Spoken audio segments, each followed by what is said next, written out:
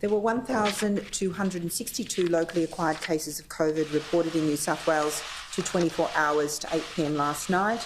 There were no overseas cases. There were 105,505 COVID tests, so thank you to everyone who's come forward for that testing. There are currently 1,206 cases, COVID cases, admitted to hospital, with 220 people in intensive care, 92 of whom require ventilation. Now, when we talk about those in ICU and the proportion that are vaccinated and non-vaccinated, it really is to emphasise the fact that we are in a very privileged position, that we have access to very effective vaccines and we know they work. And I just urge everyone in the community to come forward to their first dose and then follow that up by their second dose promptly. In terms of, sadly, the deaths, we've seen 7 deaths of people with COVID, a man in his 20s from Western Sydney, a woman in her 40s from southwestern Sydney, a woman in her 50s from southwestern Sydney, a man in his 50s from Western Sydney, a man in his 70s from southwestern Sydney, a man in his 80s from southwestern Sydney, and a woman in her 80s from southwestern Sydney. I just want to extend my deep sympathies to those families. Every time we read out a death, it is really the fact that that death reverberates through that family and the extended community. When we talk about the fact that people are dying, whether they're vaccinated or have underlying health conditions, it really is to highlight the fact that there are still many people in the community who are elderly and not vaccinated, who have underlying health conditions. However, I just want to make the point that whilst you're likely to have more severe COVID if you're older and have underlying health conditions, even previously healthy people of all ages can get severe disease and die. So please do not be at all complacent. Go online now and book an appointment and get vaccinated as soon as possible.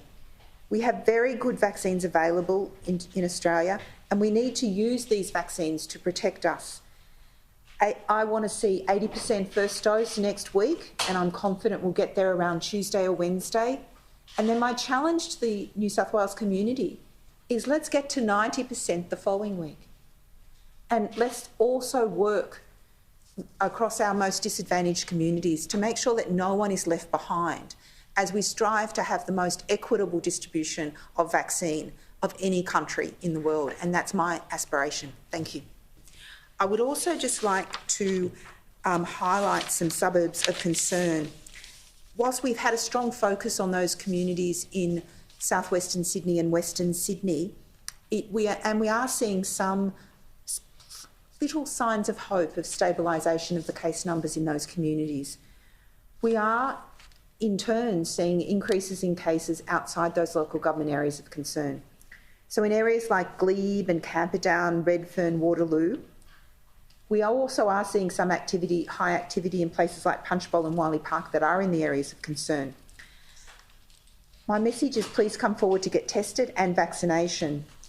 Redfern Community Centre is a new COVID testing site and it's open 7 days a week from 10 a.m. to 4 p.m.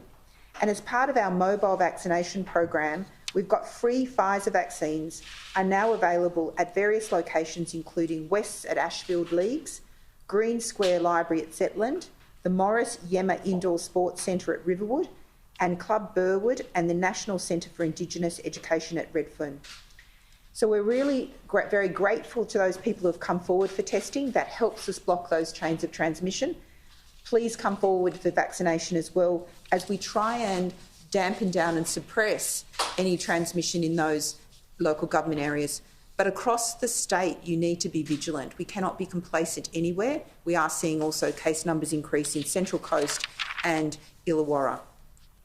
In terms of our sewage surveillance, we've been detected fragments of the virus in Moruya, Port Macquarie, Trangie, Young, Brookland, Jiroa, Eden, Yass, and Karua, Tamworth, Dunbogan and Dungog treatment plants.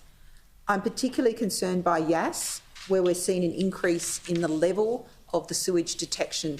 And so can I ask everyone, particularly in Yass, to come out for testing with the most minimal of symptoms and please follow all the public health advice. Thank you.